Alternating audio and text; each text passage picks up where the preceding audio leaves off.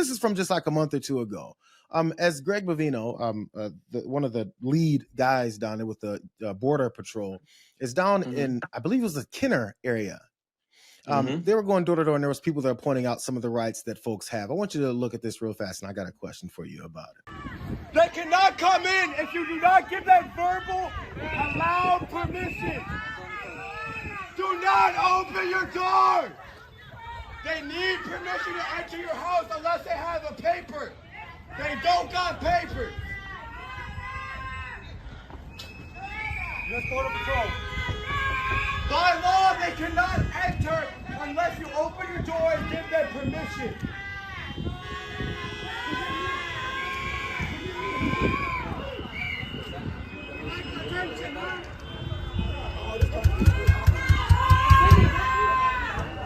Anyway, U.S. Border Patrol.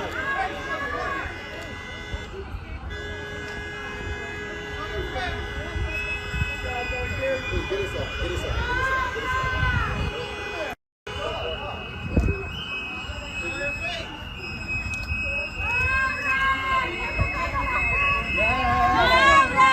Ken, there was an intersection of a lot of different energies and people there. Residents that came two doors down from this particular neighbor, someone else shouting out many rights potentially that someone could have as these folks here, and just general protesters in the streets. And this is a calm situation compared to what we've seen in the past few weeks up in Minneapolis. But even there's fear there, there's anger there, there's warning there, and there's also just unbridled attention seeking there, in my opinion. So as these things continue to spread throughout the country and more folks get upset about it, and we see different kinds of responses and reactions to it. First of all, from the justice point of it, the things that the man was shouting there, how close are those to what it is people can and should do? And also from the perspective of the people who are knocking on doors and in some cases snatching people out of cars and kicking in those same doors, what kind of recourse do people have in their approach to how to deal with situations like this? You know, first of all, I want to say that I'm very happy for whoever recorded this matter.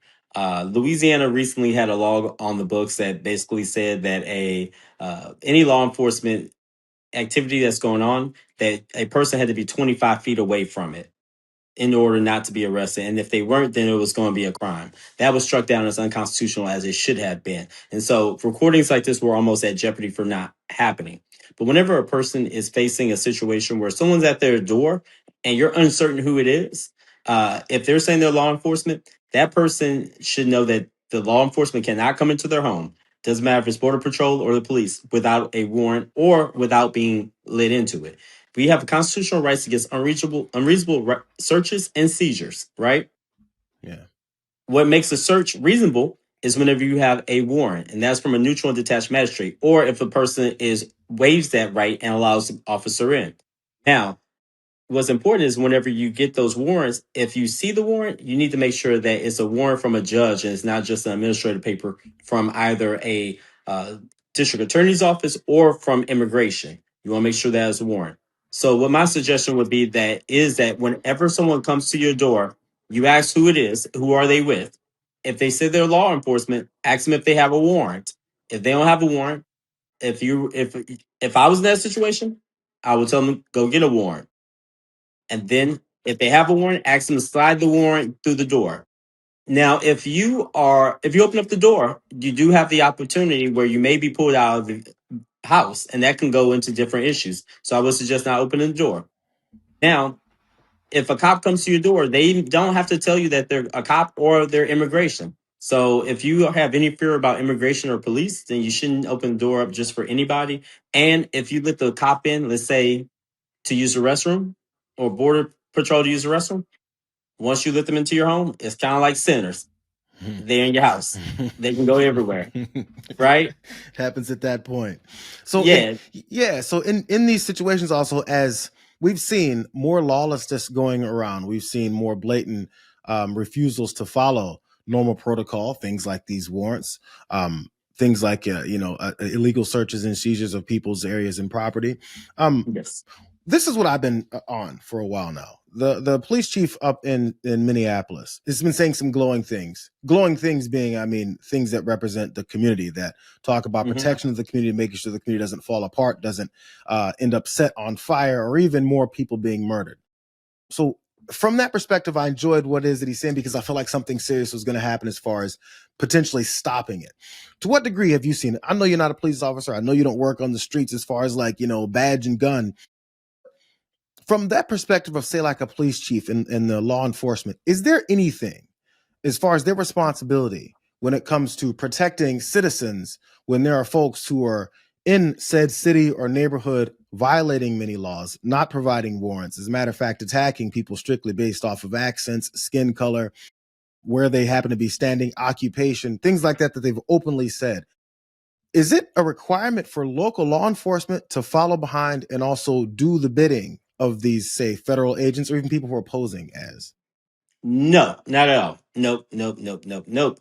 There is no law, and there's no law that can be made to force a state law enforcement to act as federal. There's actually a disconnect between that. And there should be, because we don't want the federal government just to be commandeering local law enforcement. And when it comes to criminal justice is mainly a state issue. And so for a federal agency to come in and interfere into state issues and then to act in that way, that's a problem. Now, that's not bringing that immigration is highly a federal issue itself, but there is a bar against that. But when it comes down to the activity of immigration and immigration enforcement, if an officer sees another officer, even another police officer, breaking the law, then that officer can arrest that officer that's breaking the law, regardless of what they wear or what they have on. And what that is because there's state laws and there's federal laws. And while the president may be able to pardon someone for a federal law, the president does not have the ability to pardon someone for a state law. The governor does. And the governor cannot pardon somebody for a federal law. We have a division of powers, a separation of state and the federal government, and federalism that blocks that. And so what I would hope is that if a police officer sees a person who is immigration enforcement or is purporting themselves to be, because we have heard of instances of people lying about being immigration enforcement, and we don't want people committing crimes and just having a ICE badge on and not be ICE and thinking they can get away with it because they're falsely wearing some type of identification and making that organization look worse. And what we would hope is that those officers step in, and whatever law is being broken, that they step in and they hold them accountable.